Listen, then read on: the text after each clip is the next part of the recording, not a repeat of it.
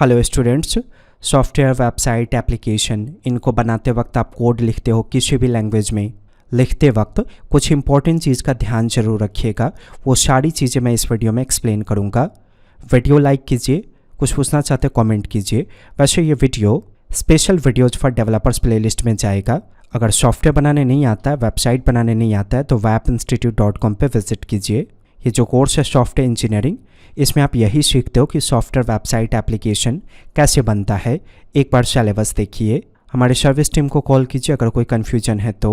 सबसे पहली बात, ये सोचकर कभी भी कोड मत लिखिए कि फ्यूचर में हमेशा आप ही उस कोड पे काम करोगे, क्योंकि कोई भी बड़ी एप्लीकेशन कोई एक सॉफ्टवेयर डेवलपर नहीं बना सकता, उसे बहुत समय लगेगा बनाने में। इसलिए कोड के अंदर उपयोग होने वाले वेरिएबल्स, फंक्शंस, उनका नाम ऐसा रखिए जिससे कोई भी कहीं से भी आपके कोड को ईजिली समझ जाए। सेकंड, कोड लिखते वक्त फॉर्मेटिंग का ध्यान रखिए। फॉर्मेटिंग यानी कि उसको डेकोरेट करके लिखिए। मान लीजिए किसी डेवलपर को आपने कोड में चेंजेस करने को दिया, वो एडिट करेगा और उसे कोड बिखरा हुआ दिखेगा। जैसे कुछ कोड यहाँ, कुछ कोड 10 लाइन छोड़कर, कुछ कोड बहुत सारा स्पेस छोड़कर। अगर अजीब सा बिखरा हुआ लगेगा फर्स्ट टाइम एडिट करते ही, तो डेवलपर्स कभी भी ट्राई नहीं करेंगे आपके कोड में कुछ भी चेंजेस करने का। और देखिए, कोड की फॉर्मेटिंग ऐसा बाद में नहीं करते हैं। बहुत सारे ऐसे सॉफ्टवेयर डेवलपर्स होते हैं जो बाद में कोड को फॉर्मेट करते हैं, मतलब बाद में उसे डेकोरेट करते हैं। ऐसा नहीं कीजिए, लिखते हुए चलिए और उसे डेकोरेट करते हुए भी चलिए। अब डेकोरेशन का कुछ स्पेशल लॉजिक है, वो समझिए। एक प्रकार का कांस्टेंट वेरिएबल का कलेक्शन एक जगह पे रखिए। जैसे यहाँ देखिए, एक प्रकार का सिंटेक्स दिखा आपको, तो उसका कलेक्शन एक जगह पे रखेंगे। बीच में कोई भी लाइन स्पेसिंग नहीं देंगे, यानी कि लाइन ब्रेक नहीं देंगे। जैसे ही दूसरे प्रकार का कोड आएगा तो एक लाइन ब्रेक दीजिए, यानी कि एंटर प्रेस कीजिए। जैसे देखिए, इस फॉर्मेटिंग से थोड़ा सा हट के अगले कोड का फॉर्मेटिंग है, तो इसके पहले एक एंटर प्रेस किया गया। फिर इस ऑप्शन के बाद जो फील्ड्स है वो इसी प्रकार का है, तो यहाँ पे लाइन ब्रेक नहीं दिया गया, इसी के ठीक नीचे इसे लिख दिया गया। फिर यहाँ पे एंटर प्रेस किया गया इस जगह पे, क्योंकि देखिए एंटर के बाद जो कोड आप देख रहे हो वो इससे अलग पैटर्न का है। तो पैटर्न चेंज होने पे एंटर जरूर प्रेस कीजिए और एक प्रकार के कोड का कलेक्शन एक जगह पे रखें। जैसे एरे का कलेक्शन एक जगह पे, ऑब्जेक्ट का कलेक्शन एक जगह पे, ऑर्डिनरी कांस्टेंट का कलेक्शन एक जगह पे, वेरिएबल्स का कलेक्शन एक जगह पे। इससे बाद में बड़े एप्लीकेशन के सोर्स कोड को एडिट करने में और कोड को ढूंढने में बहुत आसानी होती है। फंक्शन का नाम ऐसे रखिए जिससे उसके काम का पता चले।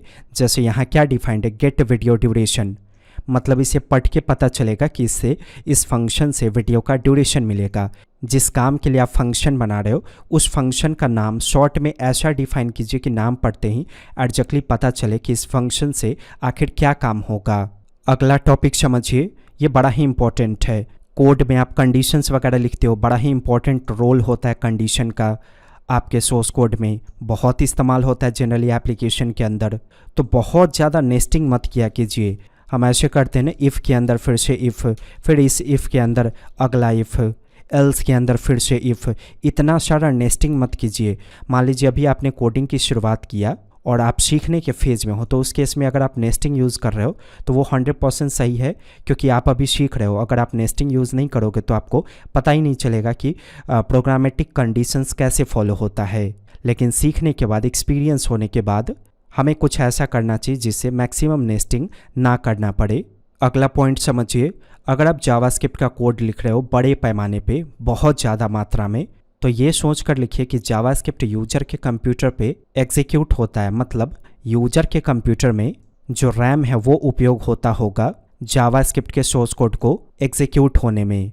तो इसलिए जब भी आप कोड लिखना, कोई भी बड़ा जावास्क्रिप्ट का कोड, रिएक्ट में, एंगुलर में, व्यूजेएस में, ऑर्डिनरी जावास्क्रिप्ट में, तो उसे हर प्रकार के रैम पे वाले सिस्टम पे ज़रूर चेक कीजिएगा।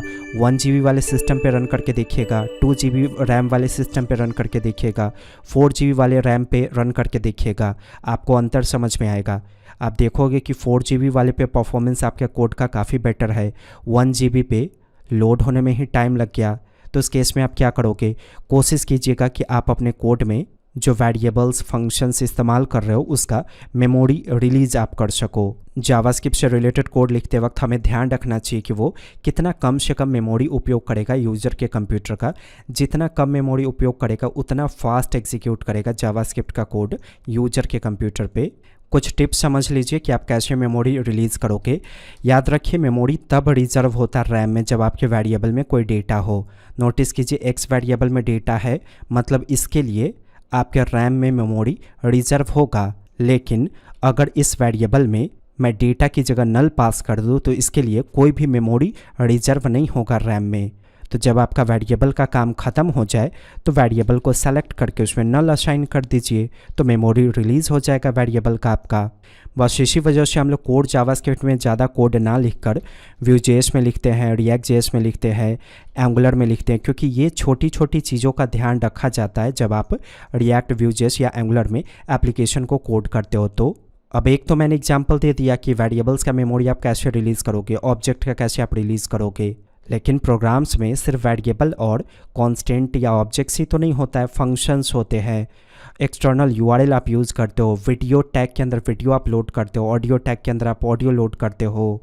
तो कोड जावास्क्रिप्ट में एक एक चीज़ को आप खुद से हैंडल नहीं कर सकते हो अगर आपके पास एक्सपीरियंस नहीं है तो।